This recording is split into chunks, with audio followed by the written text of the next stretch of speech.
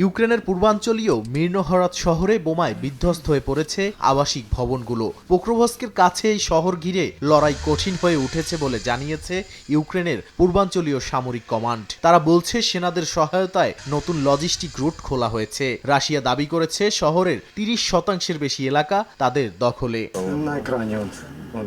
রাশিয়ার দাবি, জাপোরিজ্জিয়া অঞ্চলের ভারবারিভকা গ্রাম দখল করেছে তারা। অন্যদিকে ইউক্রেন বলছে রাশিয়ার তেল শোধনাগার ও জ্বালানি ডিপোতে হামলা চালানো হয়েছে। দুই পক্ষই শত শত ড্রোন ভূপাতিত করার দাবি করছে। এছাড়া কৃষ্ণ সাগরের নভরোসিস্ক বন্দরে রাশিয়ার একটি সাবমেরিনে হামলার দাবি করেছে ইউক্রেনের নিরাপত্তা সংস্থা SBU। সি বেবি নামের আন্ডার ওয়াটার ড্রোন ব্যবহার করে সাবমেরিনটি অচল করে দেওয়া হয়েছে বলে দাবি কিয়েভের। রাশিয়া এখনও এ বিষয়ে আনুষ্ঠানিক প্রতিক্রিয়া জানায়নি।